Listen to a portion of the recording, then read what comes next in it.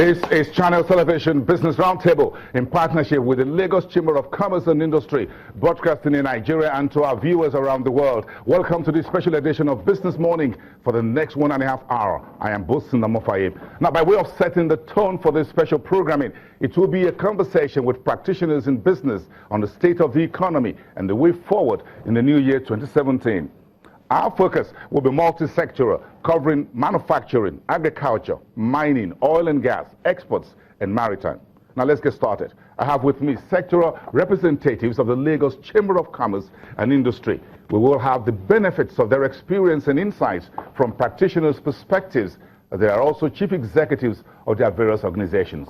We have 3 of the representatives as panelists, and they are Mr. George Onofowoko. He's an industrialist and the Chief Executive Officer of Coleman Wire and Cables. Also on the panel with me, Mr. Tunji Falade is the Chairman in charge of Agriculture, what you call the Agriculture Group of the Lagos Chamber of Commerce and Industry. I'm speaking to Agric, he will be speaking to Agric and Agro Processing. And finally, the third, Dr. Ikena Nwosu is a council member of the Lagos Chamber of Commerce and Industry and the Chief Executive Officer at Mortgage Limited. He will be speaking to maritime and the transport sector.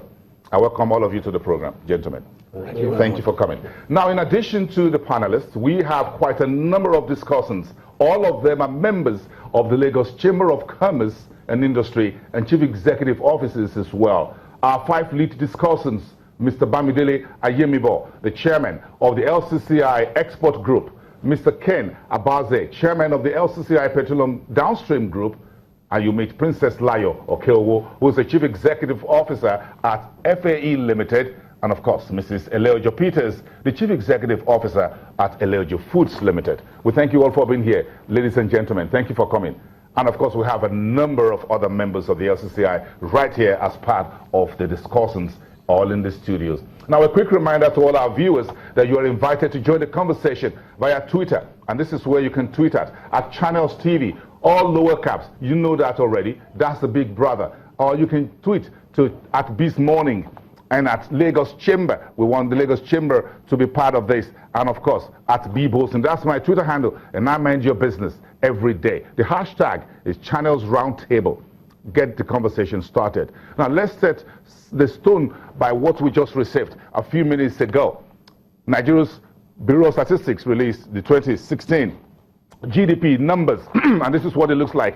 In summary, in 4th quarter last year, Nigeria's gross domestic product contracted by 1.3% year on year. In real terms, that gives you 18.292 trillion naira in 4th quarter. That was less severe than the GDP of 2.24% negative in the 3rd quarter of the year we just finished. But the growth rate was lower as we speak. In the quarter-on-quarter basis, the full GDP, the real GDP increased by 4.09%, which reflects seasonal factors in the economy towards the end of the year. For full year 2016, and you can see that on your TV screen, the GDP contracted by 1.51%, indicating real GDP of 67.984 trillion naira for the year we just finished. So let's get our panelists to speak about 2 minutes to this GDP and what they consider as the high points and takeaways of the past fiscal year. We start with Mr. George Onofowoko, who is the Chief Executive Officer at Coleman Wire and Cables. Thank you very much. You get the floor for about 2 minutes.